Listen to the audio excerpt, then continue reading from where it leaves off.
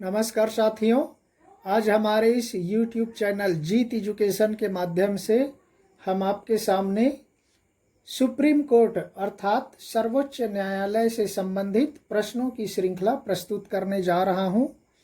यहां पर हम 21 प्रश्न आपके सामने प्रस्तुत करेंगे और इसमें भी 5 सेकंड का टाइमर लगाया गया है, जिससे आप अपने ज्ञान का, अपने नॉलेज का आकलन कर सकते हैं। तो ज़्यादा समय न लेते हुए आइए चलते हैं प्रश्नों की ओर। प्रश्न प्रस्तुत है। प्रश्न नंबर 1, भारत सरकार का सर्वप्रथम विधि अधिकारी कौन होता है? आप आकलन करते जाइए। उत्तर हो जाएगा साथियों स महान्यायवादी। आइए चलते हैं दूसरे प्रश्न की ओर। भारत के महान्यायवादी का उल्लेख संविधान के किस अनुच्छेद में किया गया है?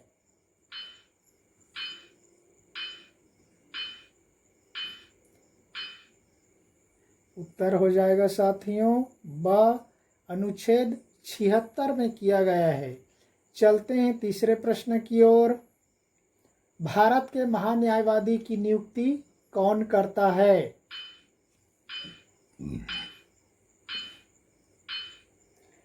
उत्तर हो जाएगा साथियों ब नंबर, भारत का राष्ट्रपति भारत के महान्यायवादी की नियुक्ति करता है। चौथे प्रश्न की ओर देखते हैं क्या है। वह कौन अधिकारी है जो संसद का सदस्य न होते हुए भी संसद की कार्यवाहियों में भाग ले सकता है? उत्तर हो जाएगा, देखिए क्या होता है। उत्तर हो जाएगा स नंबर, महान्यायवादी। तो साथियों, ये ऐसा एकमात्र अधिकारी है जो संसद का न तो लोकसभा का सदस्य होता है और न ही राज्यसभा का सदस्य, लेकिन संसद की किसी भी बैठक में, कार्यवाही में भाग लेने का इनको अधिकार प्राप्त है, संविधान के द्वारा दिया गया है। चलते हैं पांचवें प्रश्न की ओर। भारत का नियंत्रक महालेखा परीक्षक की नियुक्ति कौन करता है?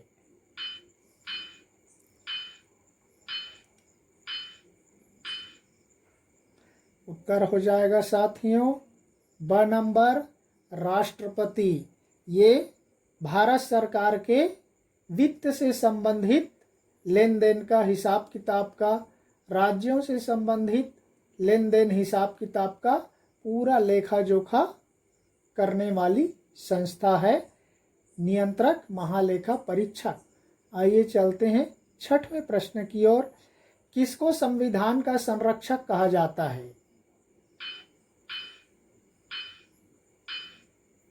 उत्तर हो जाएगा साथियों स नंबर, उच्चतम न्यायालय को या सुप्रीम कोर्ट जिसको बोला जाता है, इसको संविधान का संरक्षक कहा जाता है। चलते हैं सातवें प्रश्न की ओर। संविधान के किस अनुच्छेद में उच्चतम न्यायालय के गठन का प्रावधान है?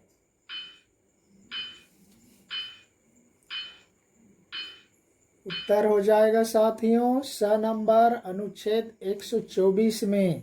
चलते हैं आठवें प्रश्न की ओर। देश के उच्चतम न्यायालय में कुल कितने न्यायाधीश होते हैं?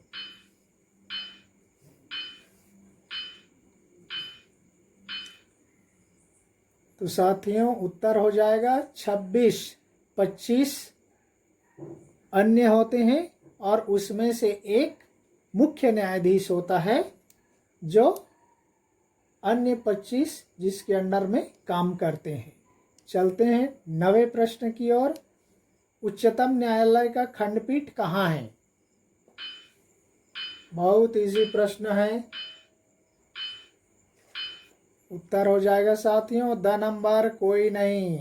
सुप्रीम कोर्ट या सर्वोच्च न्यायालय का कोई खंडपीठ नहीं है और इसका मुख्यालय आप सभी को विदित है, नई दिल्ली में स्थित है उच्चतम न्यायालय, उसका कोई खंडपीठ नहीं है। आइए चलते हैं 10वें प्रश्न की ओर। सर्वोच्च न्यायालय का प्रथम मुख्य न्यायाधीश कौन थे? ये प्रश्न अक्सर परीक्षाओं में पूछ दिया जाता है। उत्तर हो जाएगा साथियों ब number H J Kania, Hira Lal जे कानिया कहा जाता है इनको। चलते हैं 11वें प्रश्न की ओर। उच्चतम न्यायालय के मुख्य न्यायाधीश की नियुक्ति कौन करता है?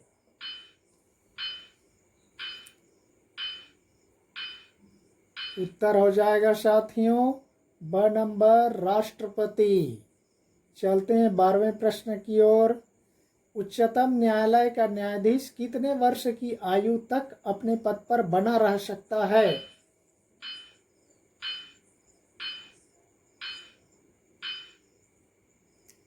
उत्तर हो जाएगा साथियों 65 वर्ष तक। और उच्च न्यायालय के न्यायाधीश कितने वर्ष तक अपने पद पर बने रह सकते हैं? 62 वर्ष तक। 62 वर्ष। और उच्चतम न्यायालय का 65 ईयर वर्ष तक रह सकते हैं, उसके बाद रिटायरमेंट हो जाते। आइए चलते हैं 13वें प्रश्न की ओर। सर्वोच्च न्यायालय का मुख्य न्यायाधीश अपना त्यागपत्र किसे सौंपता है?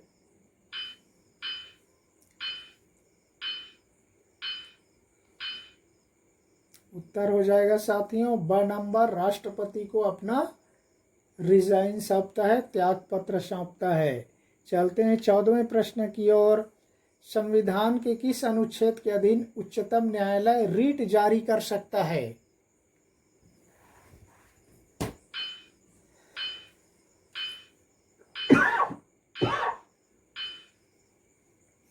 साथियों उत्तर हो जाएगा ब नंबर अनुच्छेद 32 के तहत वो 5 रीट जारी कर सकता है, जिसमें है बंदी प्रत्यक्षीकरण, परमादेश, प्रतिषेध, अधिकार परीक्षा और उत्प्रेषण।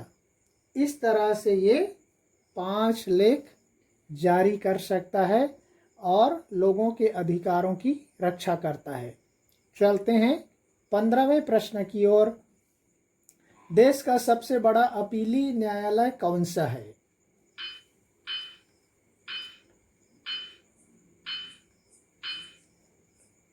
उत्तर हो जाएगा साथियों अ उच्चतम न्यायालय देश का सबसे बड़ा अपीलीय न्यायालय है। चलते हैं 16वें प्रश्न की ओर। किस न्यायालय को पुनर्विलोकन करने का अधिकार दिया गया है?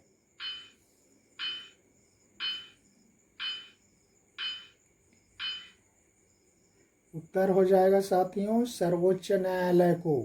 सर्वोच्च न्यायालय को यह अधिकार है कि वह संसद के किसी कानून को या राज्यों के विधानमंडल के किसी कानून को जो संविधान के अनुकूल नहीं है, संविधान के अनुरूप नहीं है, उसका पुनर्विलोकन कर सकता है, उसको रद्द कर सकता है, उसको फिर से सुधार कर कानून बनाने के लिए वापस भेज सकता है।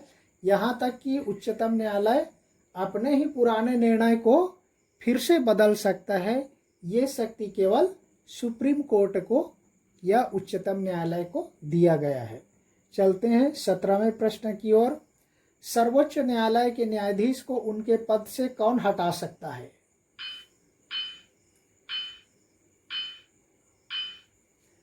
उत्तर हो जाएगा साथियों द नंबर संसद। देखिए उच्चतम न्यायालय के न्यायाधीश की नियुक्ति तो करता है राष्ट्रपति, प्रधानमंत्री और उनके मंत्रिमंडल के परामर्श से, लेकिन हटाने का काम राष्ट्रपति नहीं कर सकता। संसद के माध्यम से उसको हटाया जा सकता है। उससे भी संबंधित प्रश्न है। आगे की ओर चलते हैं 18वें प्रश्न की ओर। संसद सर्वोच्च न्यायालय के न्यायाधीशों को कैसे पदमुक्त करती है?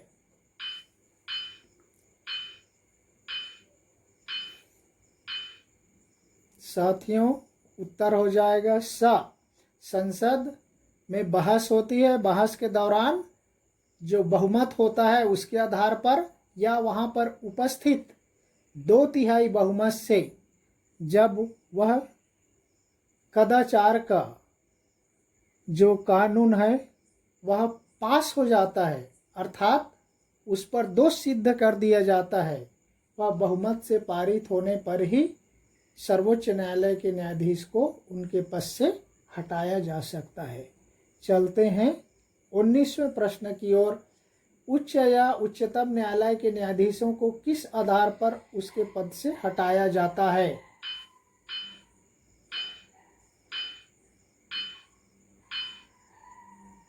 उत्तर हो जाएगा साथियों द नंबर कदाचार या असमर्थता। कदाचार या किसी दोषी पाए जाने पर या अपराधी होने पर, या वो अपने पद पर कार्य करने में असमर्थ होता है, तभी उनको संसद में प्रस्ताव ला करके 2/3 बहुमत से पारित करके उसको अपने पद से हटा दिया जाता है। चलते हैं 20वें प्रश्न की ओर। सर्वोच्च न्यायालय के न्यायाधीशों को हटाने के लिए संसद के कितने सदस्यों द्वारा नोटिस दिया जाना अनिवार्य है?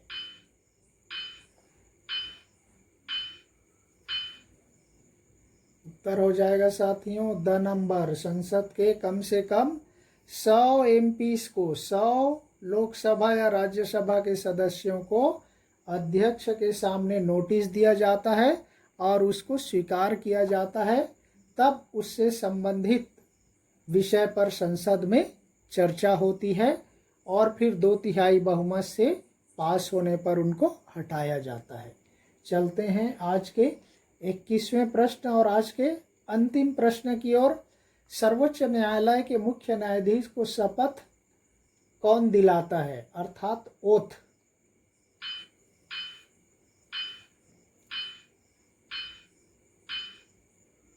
उत्तर हो जाएगा साथियों स नंबर राष्ट्रपति सुप्रीम कोर्ट के मुख्य न्यायाधीश को शपथ दिलाता है। और इसी के साथ ही हमारा आज का यह उच्चतम न्यायालय से संबंधित प्रश्नों की श्रृंखला यहीं पर समाप्त होती है। धन्यवाद। जय हिंद।